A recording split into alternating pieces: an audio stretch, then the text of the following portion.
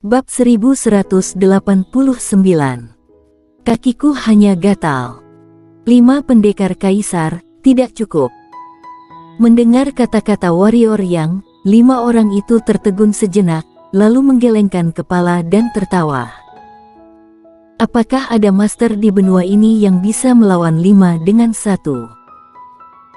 Pasti ada, mungkin ada lebih dari 1. Tapi warrior yang jelas tidak ada di antara mereka. Bagaimana jika seorang pendekar suci bisa melawan 5 pendekar kaisar? Wuji terlahir kembali, mungkin bisa dicoba. Ternyata kamu sudah sombong sampai seperti ini. Tio Yuan menggelengkan kepalanya dan berkata, untuk menghadapimu, kami tidak perlu menggabungkan kekuatan sama sekali, bahkan mengirim 5 pendekar kaisar. Kamu harus mengerti bahwa kami mengirim 5 pendekar kaisar, bukan untukmu, ini untuk orang-orang di belakangmu. Hari ini, tidak peduli siapa yang ada di belakangmu, aku, Sekte Suantian dan Kota Kiamat, harus menghancurkanmu. Warrior yang melirik Tio Yuan dan yang lainnya, dan berkata, aku datang ke sini, sebenarnya benar-benar tidak ingin menimbulkan masalah dan tidak menganggap kalian sebagai lawan. Tetapi kalian bersikeras memperlakukanku sebagai lawan, dan tidak menyerah sampai kamu membunuhku. Dengan itu, warrior yang merentangkan tangannya dan berkata, akhirnya aku akan memberi kita berdua kesempatan. Sekarang, kalian pergi dan kita berdua tidak bermasalah lagi. Bagaimana dengan itu? Bagaimana jika kita tidak pergi? Tio Yuan tertawa. Apakah kamu yakin? Warrior yang bertanya. Aku sangat yakin. Tio Yuan menatap langsung ke arah warrior yang. Warrior yang memandang Tio Yuan sebentar, lalu mengangguk dan berkata, aku suka melakukan sesuatu secara mutlak, terutama kepada musuhku. Karena kalian memilih untuk menjadi musuh, setelah hari ini, Sekte Suantian dan Kota Kiamat akan menghilang dari dunia.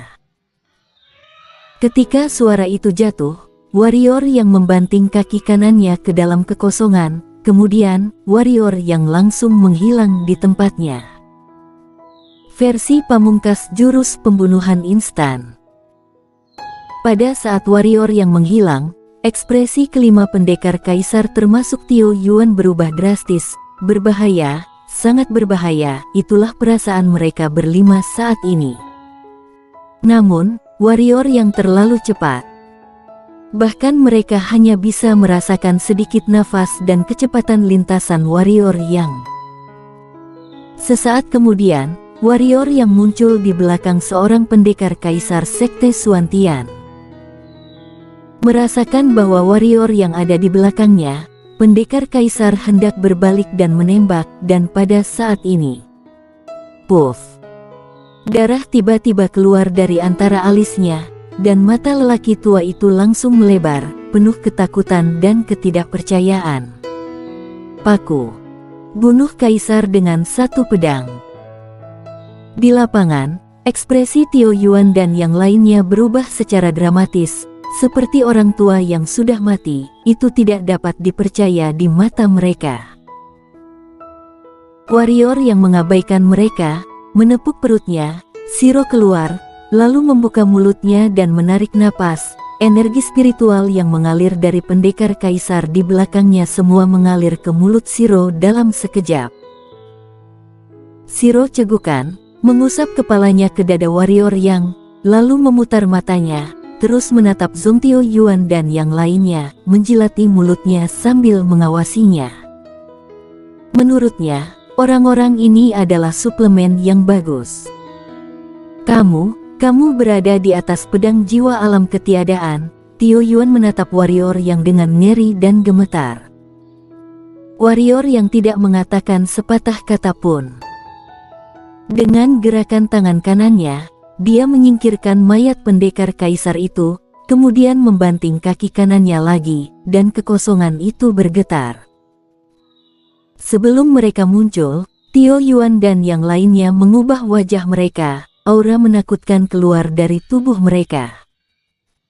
Pada saat yang sama, topeng energi hitam padat muncul di sekitar mereka.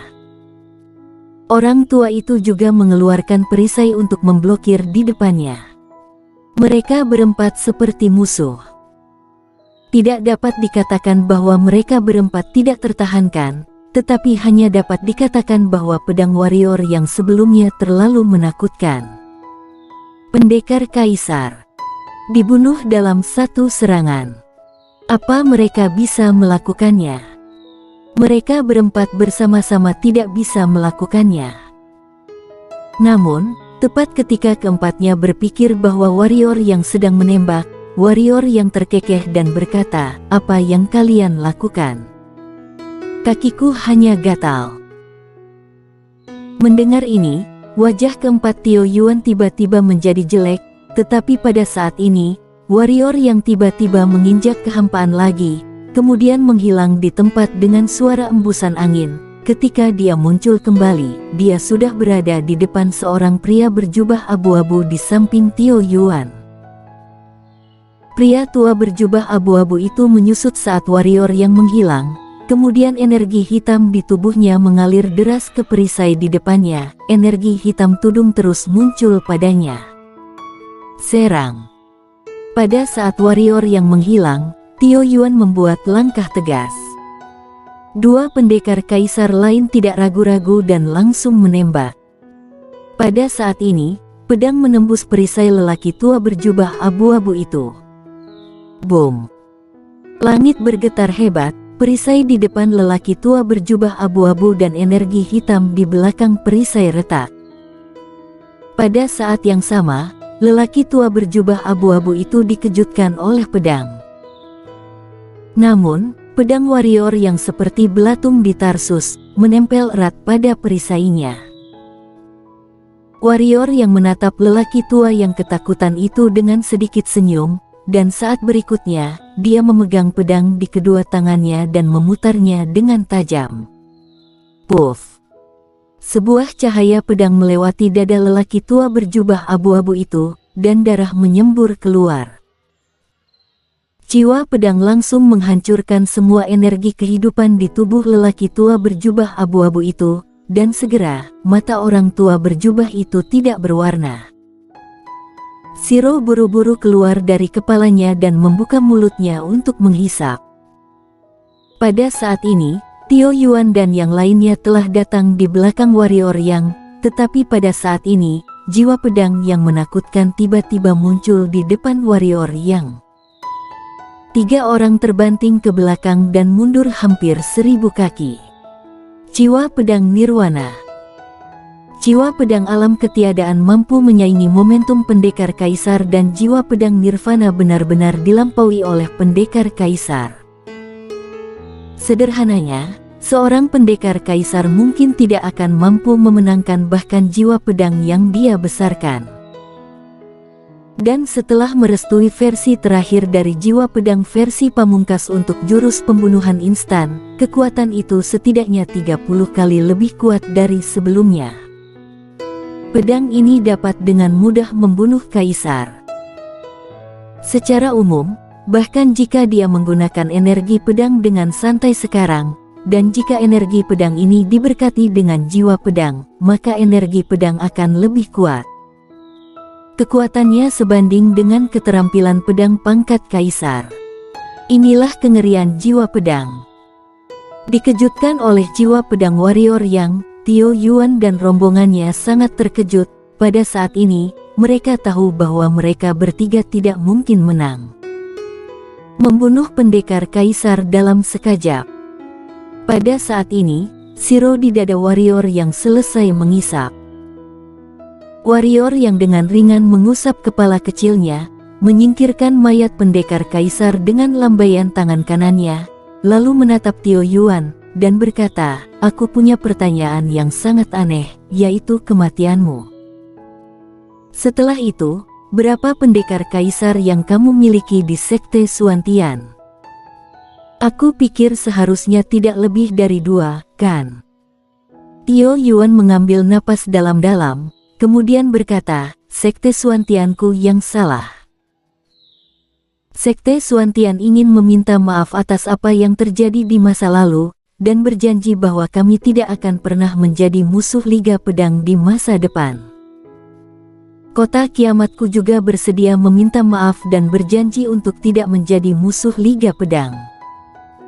Pria paruh baya berjubah ungu di samping Tio Yuan juga berkata. Warrior yang tertawa kecil dan berkata, "Aku berargumen dengan kalian, kalian malah harus memberiku tinju. Sekarang, aku memberitahumu dengan tinju, kalian malah berdebat denganku. Ingat apa yang kukatakan sebelumnya. Aku memberi kalian satu kesempatan terakhir, tapi sayangnya, kalian tidak menghargainya. Untuk mengulangi, karena sudah menjadi musuh, aku, warrior yang suka memotong rumput dan akar." Suara itu jatuh, dan warrior yang menghilang di tempatnya lagi. Kabur. Tio Yuan mengambil keputusan tegas, menggerakkan tubuhnya, dan menembak ke kejauhan. Kedua pendekar kaisar di kota kiamat di sampingnya juga bergerak dan melarikan diri ke dua arah lainnya. Bertarung. Ketiganya telah kehilangan semangat jiwa pertarungan. Bercanda, warrior yang membunuh pendekar kaisar dalam hitungan detik. Ini adalah pembunuhan instan. Warrior yang melirik Tio Yuan, ragu-ragu sejenak, lalu berbalik untuk melihat pria paruh baya berjubah ungu di kota kiamat. Dia sekarang memiliki energi hitam yang cukup di tubuhnya untuk melakukan jurus pembunuhan instan pamungkas. Siapa yang harus dibunuh? Dia memilih pria paruh baya berjubah ungu di kota kiamat. Saat berikutnya, warrior yang menghilang di tempatnya. Ribuan kaki jauhnya, pria paruh baya berjubah ungu berhenti di udara, dan warrior yang muncul tidak jauh di depannya. Pria paruh baya berjubah ungu melihat lubang pedang di dadanya, lalu menatap warrior yang dan berkata, "Pedang yang sangat cepat. Biasa saja." Warrior yang berkata dengan rendah hati. Pria paruh baya berjubah ungu tercekik, kemudian meninggal. Pada saat ini, Shiro keluar dari kepalanya lagi, kemudian mengisap mulutnya. Energi hitam pria paruh baya berjubah ungu itu langsung dihisap oleh Shiro sebelum mulai keluar dari tubuhnya. Melihat adegan ini, wajah warrior yang sedikit berubah. Dia tiba-tiba memikirkan kemungkinan, jika Shiro ini dapat langsung menyerap energi spiritual di tubuh orang lain suatu hari nanti. Pikirkan ini, kulit kepala warrior yang sedikit mati rasa karena wanita ini menakutkan. Maklum, energi spiritual adalah akar pendekar hitam. Kalau tidak ada energi spiritual, banyak orang akan lumpuh. Jangan beritahu orang lain, dia takut pada dirinya sendiri. Walaupun fisiknya kuat, dia kuat meski tanpa energi spiritual, tetapi jika dia kehilangan energi spiritual, kekuatannya akan berkurang setidaknya 50%, dan tanpa energi spiritual, jika dia terluka, apa yang harus dilakukan untuk memperbaiki tubuhnya? Untungnya, Shiro adalah miliknya sendiri. Memikirkan hal ini, warrior yang menghela nafas lega, kemudian dengan ringan mengusap kepala kecil Shiro. Dia mengangkat kepalanya dan melihat ke kejauhan. Pada saat ini, pendekar kaisar kota kiamat telah melarikan diri, dan Tio Yuan yang asli telah menghilang. Pada saat ini, Zheno Dugu dan yang lainnya muncul ke samping. Pada saat ini, ketika Zheno Dugu dan yang lainnya memandang warrior yang, selain terkejut, ada sedikit antusiasme. Mereka semua pernah melihat pemandangan itu sebelumnya. Alasan mereka tidak keluar adalah karena warrior yang tidak membiarkan mereka keluar. Membunuh 3 pendekar kaisar dengan lambaian tangan, tetapi juga dengan kekuatan pendekar suci. Warrior yang melirik Zheno Dugu dan yang lainnya dan sedikit mengangguk. Alasan mengapa orang-orang ini tidak diizinkan keluar sangat sederhana, mengejutkan. Kultivator pedang semuanya angkuh, jika tidak memiliki kekuatan mutlak, orang-orang ini tidak akan menurutimu. Selain itu, menunjukkan kekuatan juga dapat menghalangi beberapa orang yang memiliki kekesalan di dalam hati mereka. Dan sekarang, ketika dia melihat ekspresi orang banyak, dia tahu bahwa itu bekerja dengan baik. Hormat kepada Master Pedang. Pada saat ini, Lian Ye membawa semua orang ke depan Warrior Yang, kemudian memberi hormat-hormat kepada Warrior Yang. Sebelumnya saat Warrior Yang membunuh 3 pendekar kaisar, mereka melihatnya dengan mata kepala sendiri. Pada saat ini, Warrior Yang sebanding dengan dewa di hati semua orang. Tidak usah terlalu sopan. Warrior Yang melambaikan tangannya dan berkata, biarkan mereka yang telah mencapai setengah kaisar dan setengah kaisar ke atas untuk ikut denganku. Kemana? Tanya Freddy Yuan. Pertama hancurkan kota kiamat, lalu sekte Suantian. Bersambung.